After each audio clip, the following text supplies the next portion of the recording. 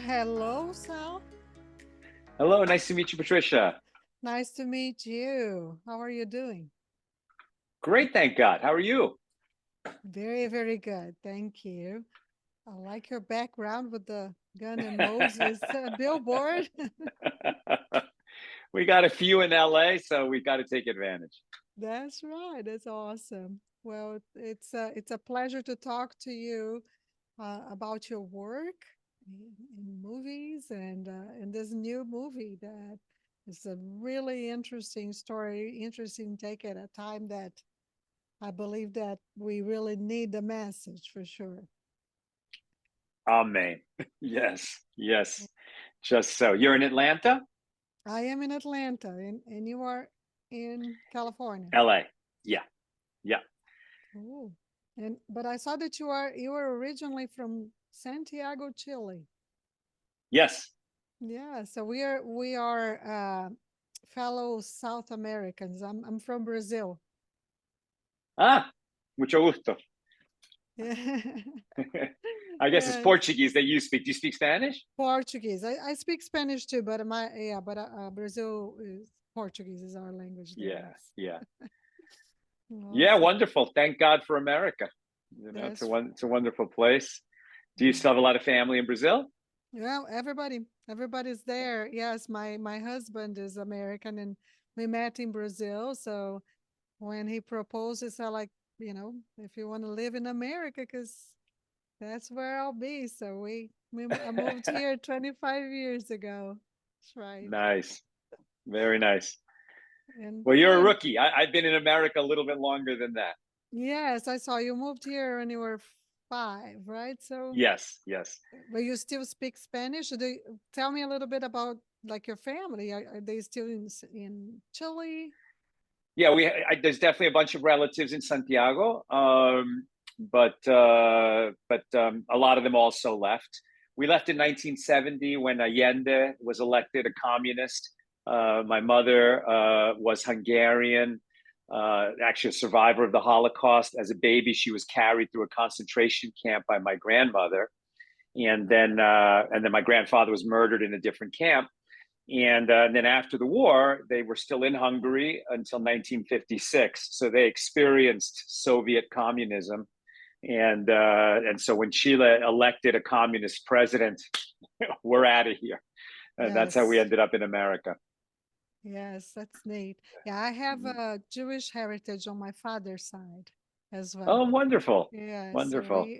ours goes much farther than that because we actually it's a Polish Jews, but they ended up fleeing the persecution. But it was like we have been trying. I've been trying to trace it, but I really haven't stopped to really look. But we know that they came to Spain, and then from Spain they came to South America, and Mm, somewhere there they I don't know if they had a mixed marriage, but there was a Catholic and Jewish. Anyway, my family, my dad's family is mostly Catholic. So, but so they went somewhere like the they went to Brazil like in the 1800s. 1800s, yeah, Wow. 1800s to Brazil, yes. But Mm-hmm. that's what. But I, unfortunately, we don't have a lot of records. I don't have a lot of records there. I really have to do some research. I have to go in there. My dad actually started writing a lot about it because he went to some of the records and so. But I do know that they are originally. I mean, the Jewish roots come from Polish, from the Polish Jews. So Gotcha. yeah. Got it. Yeah, I see. You have my flags back there. Got my Israel Yeah, flag. beautiful. Thank God. I see the Israel flag, Brazil Big flag, and America. big supporter of Israel. We are for sure. That's Well, awesome. That is awesome. awesome. Well, I was reading your bio and I thought it was so interesting. You actually you have a degree from Harvard, NYU Law, and then you do you UCLA film. Yes. So tell me a little bit about this switch of what happened there. Well, yeah. So when we came to this country, my parents sort of asked around, and how do you become successful in America? And somebody said to them, well, you go to Harvard and be a doctor. So they turned to me, 5 years old, and said, you're going to go to Harvard and be a doctor. And I said, okay, because I was five. And so that was always the plan. And luckily, I was able to do well in school, and I got into Harvard. I discovered, and I always liked science. I still do, but with the other pre-meds, it wasn't really about enjoying science. It was just about cutthroat competition, to be at the top of the bell curve, to get the grades, and I didn't enjoy that at all. I did enjoy my literature classes, so I switched to English. And then I told my parents I don't want to go to medical school. They said, well, then obviously you're going to law school. And and typical immigrant story. I exactly. understand that very well. Exactly. And I was also very busy in college. I was a rower, and the rowing team was 3 hours a day all year, sometimes 4 hours a day. So that was such a big part of my experience. I didn't really think about other stuff so much. And that was really only when I got to law school, and I'm like, how did I end up here? I don't even know who I am, what I want to do in this world. I was not religious then, but I really sort of went on a journey of trying to figure out what I'm supposed to be doing in this world. And I was filling journals, just doing a lot of writing. And I said, you know what? This is what I'm enjoying, is expressing myself in the writing. And so I thought that I would write a novel and hopefully, sell that and become a novelist. And then a friend of mine went to film school, and I said, film school? What's that? He says, what do you mean, what's that? You go there to learn how to direct movies. And I didn't even know that existed. I didn't know that was a possibility. At Harvard, there was a film department, but they were making these experimental art films, very boring, very pretentious, nothing to do with movies, and so if you'd asked me what's the best job in the world, I would have said rock star, but I can't sing. And second best would be directing movies, but I had no idea who gets that opportunity. I figured famous actors and their children. I mean, who else gets to direct movies? But once I heard about film school, I started looking into it.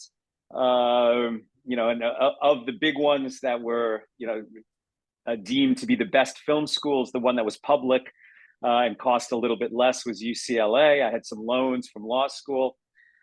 So I said, okay, God, I'm going to apply to UCLA, and they're going to take 18 out of 700 applicants. So if this is what I'm meant to do, it'll happen. And if not, I'm going to write novels. And somehow I talked my way in, and thank God, because as soon as I got, to UCLA, I enjoyed it so much. I felt like this is what I was born to do. And the rest is history. But it was a long history. I mean, at UCLA, first of all, the directors, even there, a lot of them are making sort of therapy films, treating their own weird psyches and not trying to entertain the audience. But I was determined to make movies, and so another thing that I did is I got myself into the screenwriting department and wrote screenplays. They didn't want to take directors because directors never finish their movies, never finish their screenplays. Bad reputation at UCLA. But I was a very kind of gung-ho, hardworking, ambitious guy. So after showing up on the first day of class in the screenwriting department 4 quarters in a row and not being let in, they finally let me in. And then I finished my screenplay in 10 weeks, and I did it 2 more times. I finished my short films, and then got out of film school. When I was a lawyer, very briefly, I only stayed there for about a year. But when you get out of law school, there's jobs waiting for you. When you get out of film school, you're qualified to direct a movie or fetch coffee, and the only job is fetch coffee. So I just got by. Barista with incredible not me degrees. personally. not me, but I managed a 30-unit apartment building to get free Yes, rent. I was absolutely. teaching, screenwriting at a community college. Wow. I was reading screenplays and giving coverage at CAA, and then I was a private consultant, Yeah. helping writers, giving them the coverage that they would have at the agency. Just hustling, really doing anything I Oh, could do until I met my wife, and we wrote our first screenplay together, and eventually we made When Do We Eat, our first film, which was a Jewish film also. right. And along the journey, we were also having a faith journey. Together we became very interested in learning more about Judaism and connecting to God through our tradition.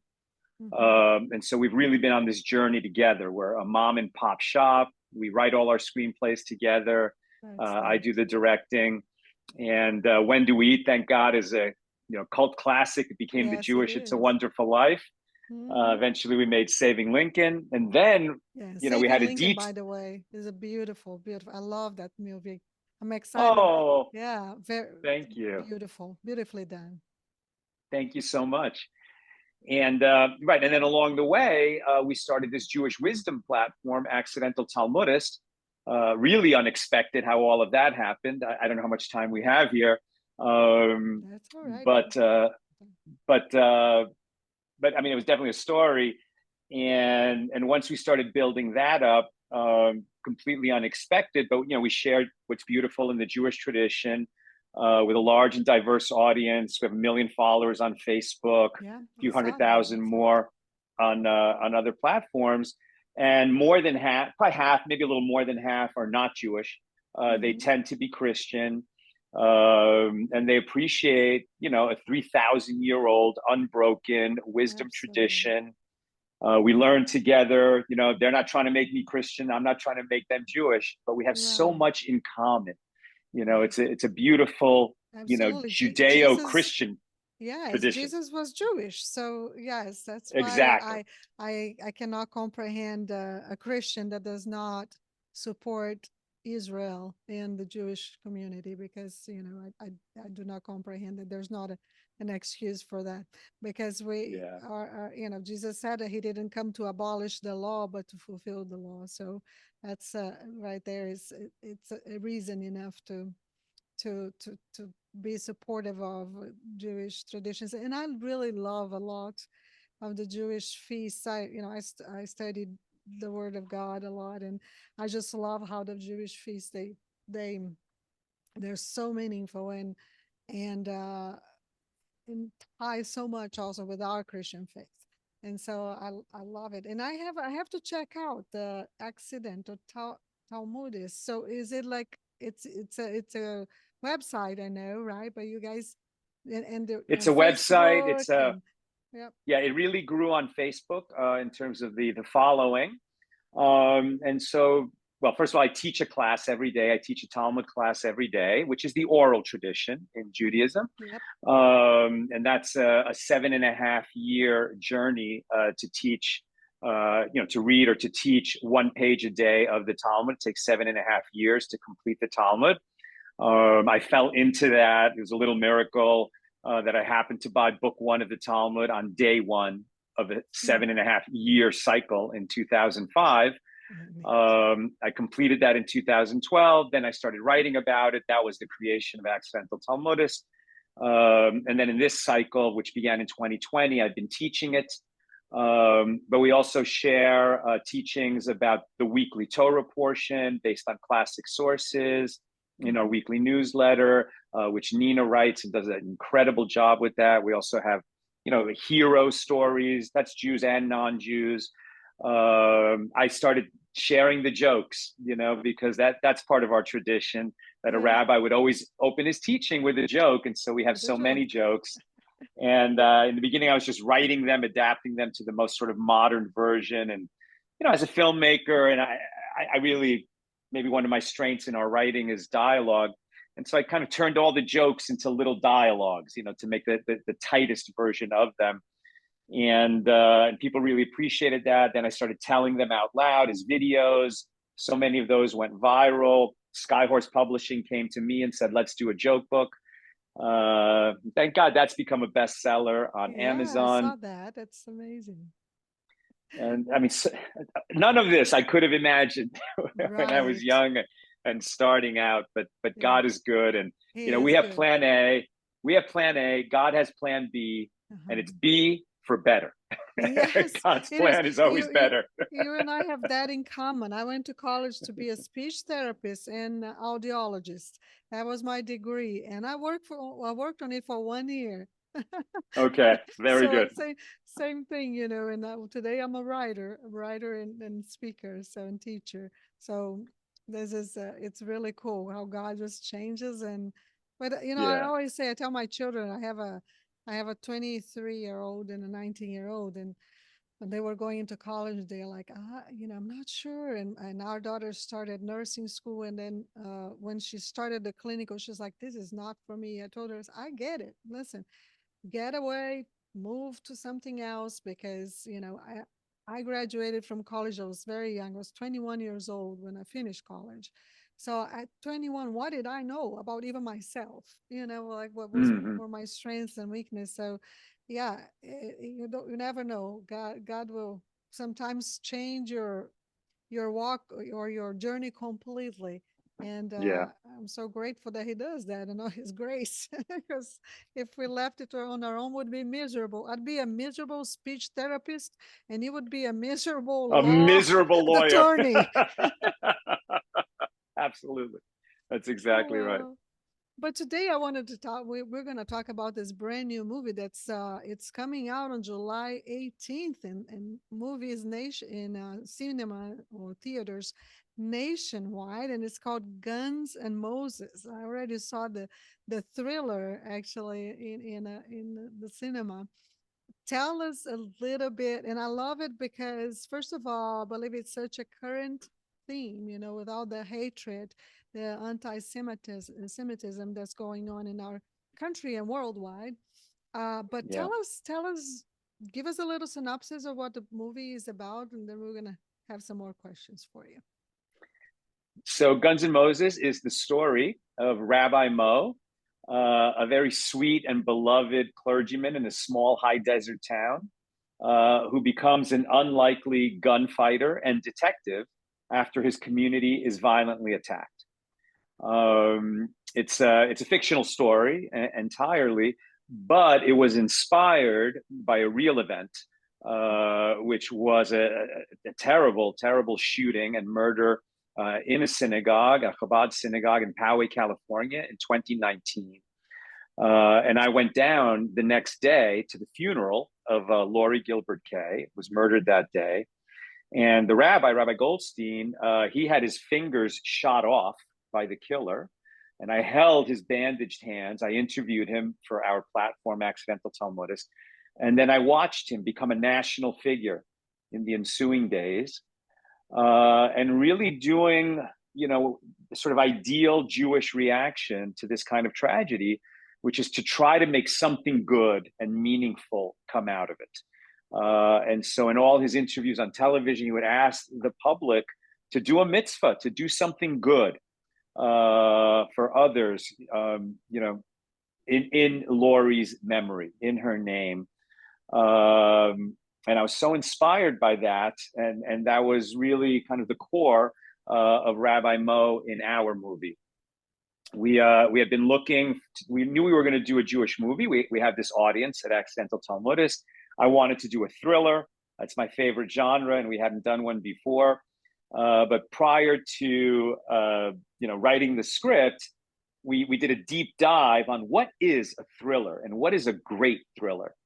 And so we watched a thriller a day for 2 years, just studying the greats, You Hitchcock, sound like me. Polanski. That's my A favorite student. genre. It's the best. It's the best. And, and so we have really challenged ourselves to deliver a great thriller, a thriller that could take its place, on any top thrillers of all time list. And we might fall short, but that's what we aim for. And I think we got it. It's an exciting, edge of your seat thriller, keeps you guessing. with such a, with such a new kind of hero at the center of it. There hasn't been a guy like Rabbi Mo. And especially, in this summer of these huge studio tentpole movies, a reboot, a retread, a sequel, a prequel, all this, it was done as an animated, now it's live action. I mean, it's just constant existing intellectual property.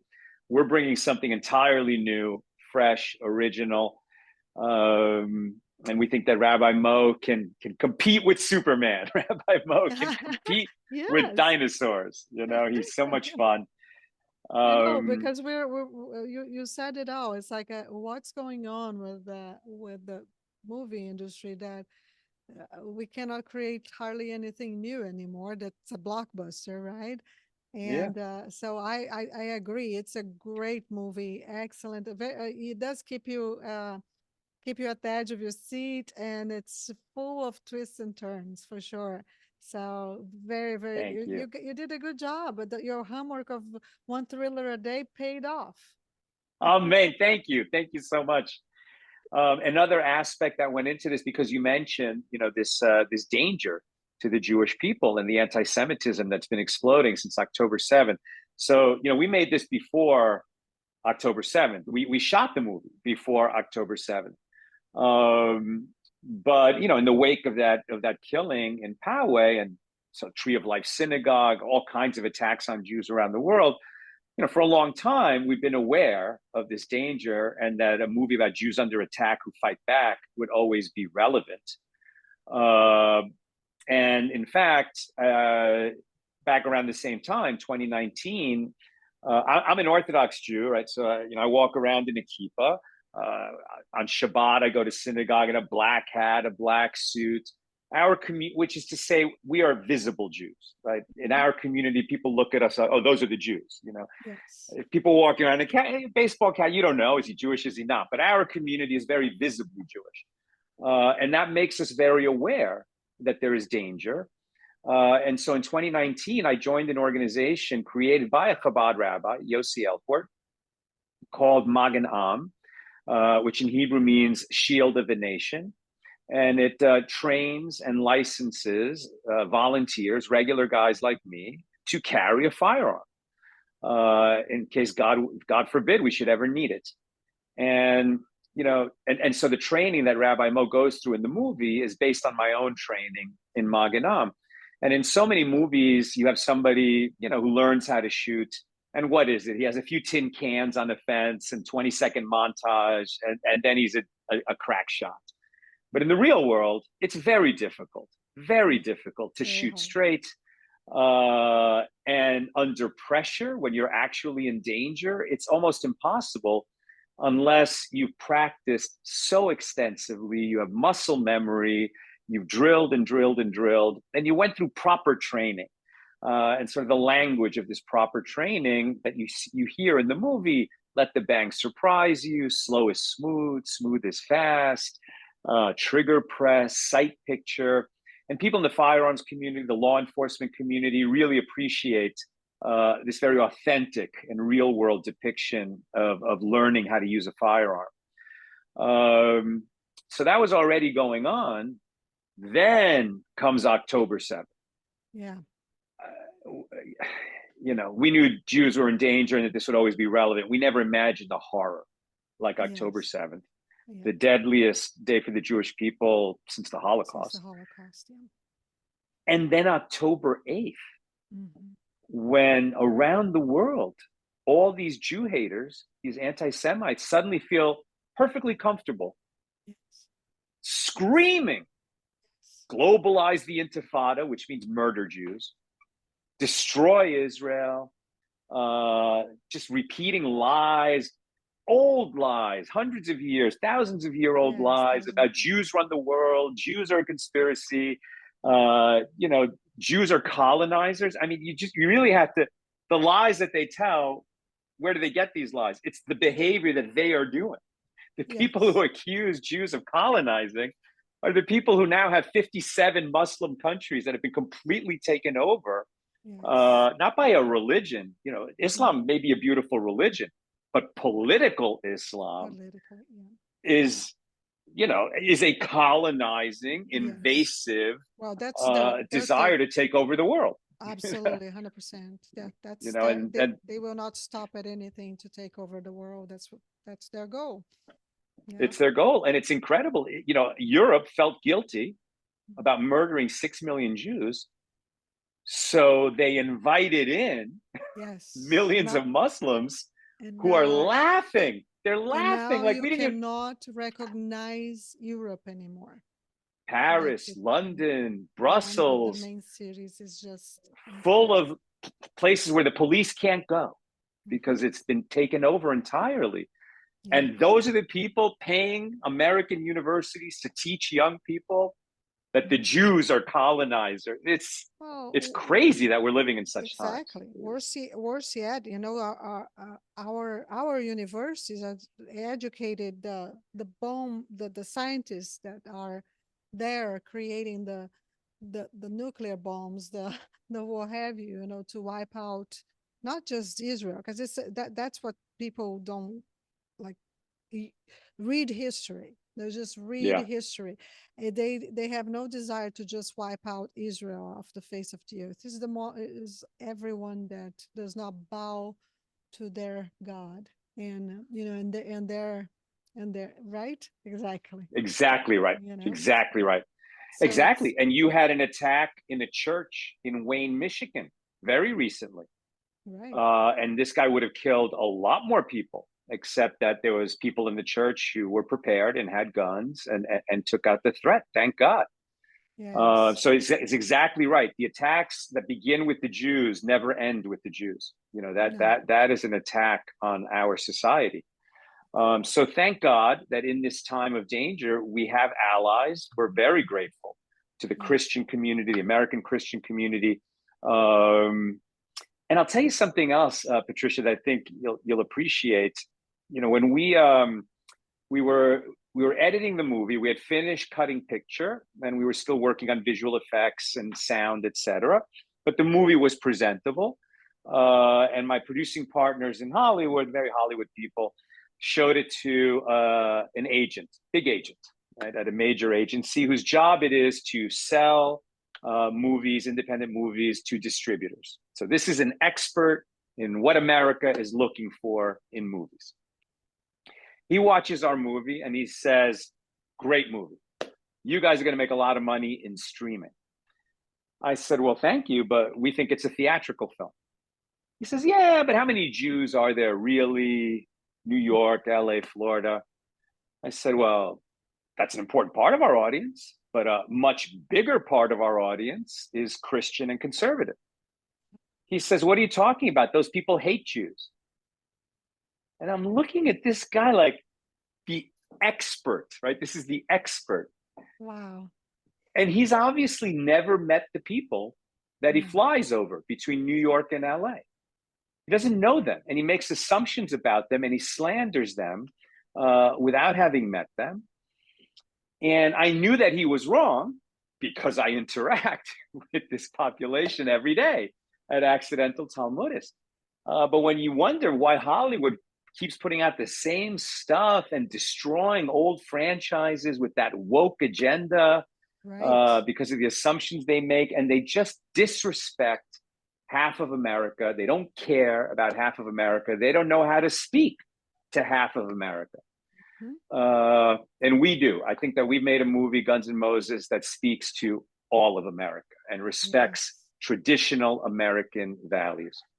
Absolutely.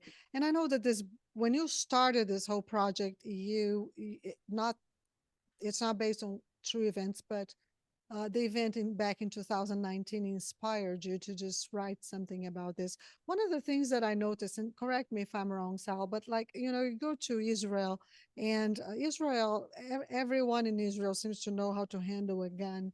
And the Israelis are, I remember being there, and just, I'll never forget, because I was very young, like I was 21 years old, and coming from a very different, uh, society, really, like a different background.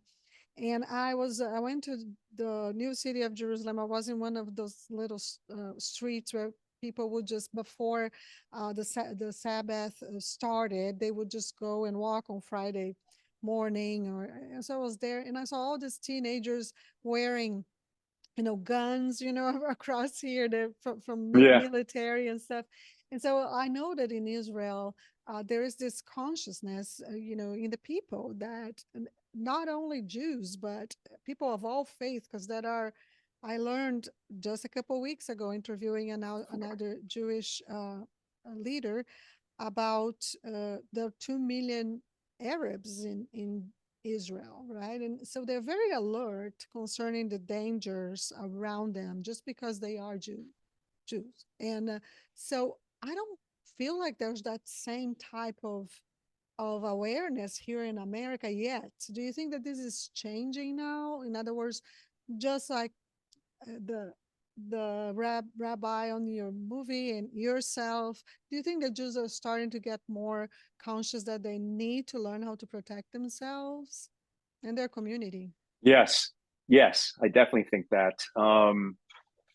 Jews in America, and like I said, I didn't grow up religious. So I was a kind of non religious Jew, and non religious Jews in America tend to be liberal, politically very liberal. And so they absorb, sort of all the positions of political liberals, which is kind of anti-guns. Mm-hmm. And they tend to live in cities where, it's not like they're going hunting. That's not a very Jewish activity. Yeah. And they just don't care. They don't care. Like, the guns never really matter. So they just go along with the flow. Well, now that the danger level has really risen. I mean, I think all Jews in America are aware that there are people who hate Jews and want to hurt Jews, and that we have to be careful, and everywhere we go have situational awareness and keep our eyes open. And I think that you see that the politics are shifting for a lot of Jewish people in America. And even people who remain politically liberal, you're seeing them at the shooting ranges, getting a gun and learning how to Okay. use it, and suddenly being thankful that we have a Second Amendment in Right. America. That's And great. and for the people who say that there's all these crazies with guns who cause harm, I say, yeah, that's terrible, and we definitely need more mental health treatment. And we certainly want to make sure that crazy people, evil people, don't have guns. But the fact of the matter is that a lot of criminals do have guns in America. There are a lot of terrorists in America now. That border was open for 4 years. We have no Yes. idea who came across it.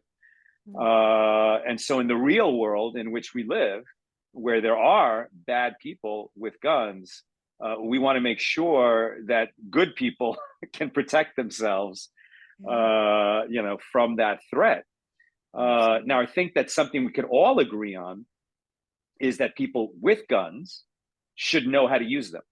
Yes. And which Absolutely. takes a lot of training, and it's not easy. Mm. So there's a lot of people who say, okay, I agree with you. I need a gun. I need to protect myself. They go buy the gun. They put it in a drawer. They have no idea how to use it, and God forbid they ever need to. They're not safe. Right. It takes a lot of training. It's not easy. Yeah.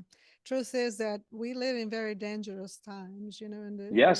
we're having, yeah. And if you cannot protect your own family, your community, then all of a sudden it becomes even more dangerous, right? For sure. Yeah. Because I always say this: Brazil is very strict on gun ownership. And I tell them this all the time. It's an absurd, because you know what? The terrorists that are in the slums in Rio and Sao Paulo and cause all kinds of terrors, and in all cities really, they have guns. They got guns. They're gonna Yeah. find, and that's the thing. The criminals will get a gun. They'll find it. Right. They'll go to the black market. They'll go wherever. So what about us, right? We need to know how to use them and defend ourselves. And I'm certainly glad that hopefully uh, Rabbi Mo will inspire a lot of people Yeah. to not just, and that's the thing that I wanted to ask you, because I know that your goal was to create an action thriller, but you also had a message that you wanted Yeah. to send out. Tell me a little bit about that message. Like, how did this all come together? You know, the action packed, the thriller elements, the heartfelt character moments. How did it all come together so that your message was clear at the end? I mean, I think that this movie really is an expression of us, of our faith, of our journey, of our complex lives. You know, nothing in this world is so simple. Jews, you know, when we have a wedding, we break a glass at the wedding. Yeah. And that's so that in the midst of our greatest joy, we remember that there's tragic moments in life. You know, we lost the Holy Temple in Jerusalem 2,000 years ago. That's specifically why we break the glass at the wedding. But it's also just a reminder that, you know, not everybody is celebrating at this moment. There's going to be tough times ahead. There's tough times behind us. And we want to be mindful of that during our greatest joy. But also because when we're in those tough times, we're going to feel linked to the happy times. And remember, you know what? We're at the bottom now, but it's going to come up. It's going to come up again. It's always this, you know, this cycle. Yeah. And, you know, and so this kind of complexity and nuance, it's such a part of the Jewish experience that even, for example, what our sages teach us about how to deal with danger, like in a time of danger, of actual, you know, physical danger, when the enemy is coming. How do we respond? And we learn from our forefather Jacob, right? So Abraham, Isaac, and Jacob, the founding fathers. And so Jacob, who had been away from Israel for 20 years, and married, you know, the sisters Leah and Rachel, and, you know, fathered these 12 kids. Or 13 kids with the daughter Dinah, and now he's finally coming back to the Holy Land. And why did he leave in the first place? You know, because his brother wanted to kill him, and now his brother, he's heard, is coming with 400 soldiers to confront him. And what's he got? He doesn't have an army; he's got a family. And so, what does he do? Number one, he prays to God. Number two, he attempts diplomacy. Right? He sends gifts. He tries to reason with his brother Esau. And number three, he prepares for battle. You know, he splits his camp into two. And, you know, you do whatever you need to do. You recruit an army, you get arms, you get trained, you build a fort, you protect yourself. And it's not that you do one of these three things, it's that you do all three of them. And and I think that's really, you know, at the heart of our movie. You know, Rabbi Mo does not want to shoot anybody. He does not want to become a killer.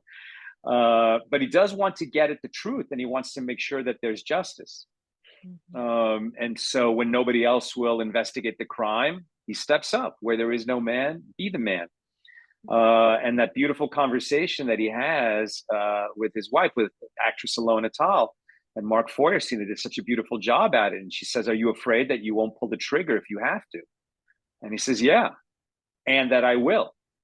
You know, and that kind of, you know, that wrestling with doing what you have to do in a tough spot. You know, he's not some kind of gung ho, you know, let's go shoot people. That's not Rabbi Mo.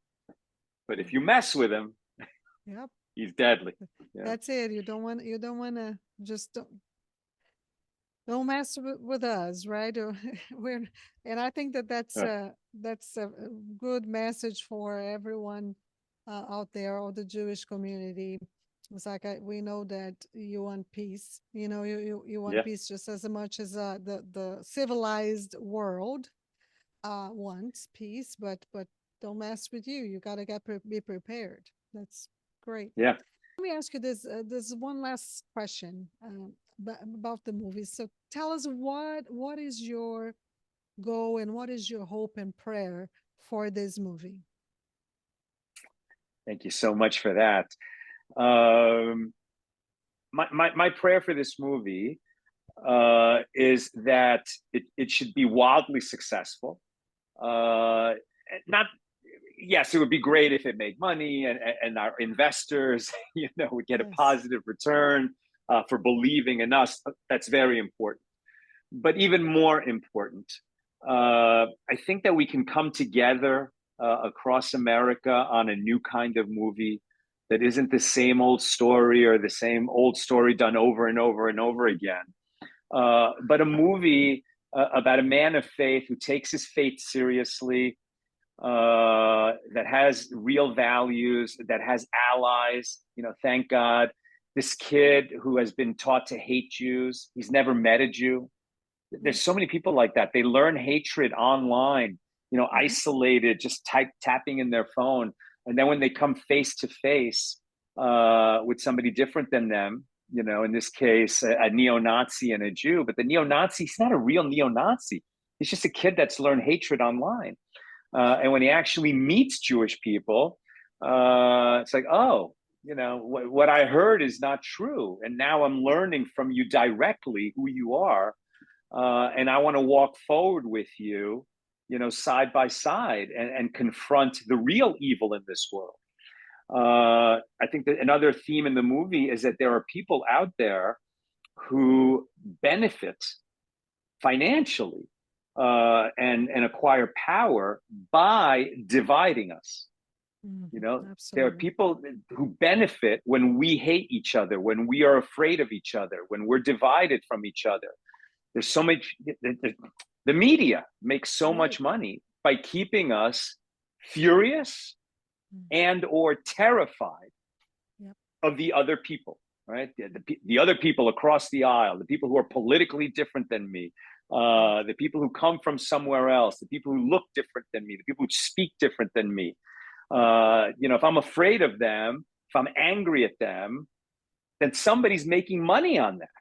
Absolutely. And it's enough of that. It's enough of that. We have so much more in common. I think if you look at, blue state and red state, liberals and conservatives, and you really talk to people about what's important to you, I think you'll discover that everybody values freedom. Everybody values security. And then the question is, well, how much freedom are we going to give up to have security? And how much security are we going to give up to have freedom? And how do we strike that balance? Okay, so now we're going to have a debate. Exactly what is the balance, how we achieve, that final result. And we're going to have a lot of disagreements and maybe passionate disagreements. But we have the same values at heart, and I think that people who laugh at the very concept of values, people who mock people of faith, it's enough of that. That's right. It's enough of that. Maybe there was a time when there were certain kinds of faith that were oppressive and were keeping people down. That's the old days. That's not where we are now. Yes. I think that people of faith in America, they're trying to build a decent society. They're trying to raise children. They're trying to have schools where they could just raise their kids and educate their kids, to create a next generation.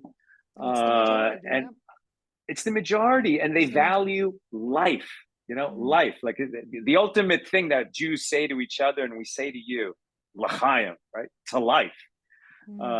Because wherever we are now, there's going to be a tomorrow. God is going to give us, maybe not me personally, but we the people, we are the Americans. There's a tomorrow to look forward to, and we should be excited about tomorrow. This is a great country. It gives us so many opportunities. You and I know so well because we were born somewhere else. Yes. What a gift it is to live in America. And I think that that Guns N' Moses is a chance to bring people of faith together, even from different faiths, people of different nationalities, people of different values, people of different ages, people of different, all kinds of different things, but who share values.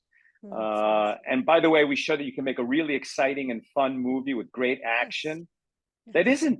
That doesn't include profanity and doesn't include nudity. Why do you need that? Why do we need that? I know, exactly. I always say that. I start watching a movie and I go like, it didn't need it. It was a good movie. It had a good story. Why? So I'm glad. So you can take your entire family. Really, it's a little tense and thrilling, but anyway. Well, Sal, listen, Mazel Tov, and thank you. Thank And you. we just we pray that that this will be a very successful movie. And y'all, if you want a great movie with great action, a thriller that will keep you at the edge of your seat and guessing really what's going on, and just with a heartfelt message that's very needed today, just go watch Guns and Moses. I'll leave all of the information on the link. You just follow on the show notes, follow the link for a theater near you. So, Sal, what a blessing. Godspeed to you, my friend. Oh, man, thank you so much. It's been a delight speaking with you, Patricia. We invite everybody to check out gunsandmosesmovie.com. You can get all the information, watch the trailer, get showtimes. And if you want to have a great time with your friends and family on the edge of your seat, come out That's to a right. theater on July 18th. That's awesome. Thank you so much, Sal.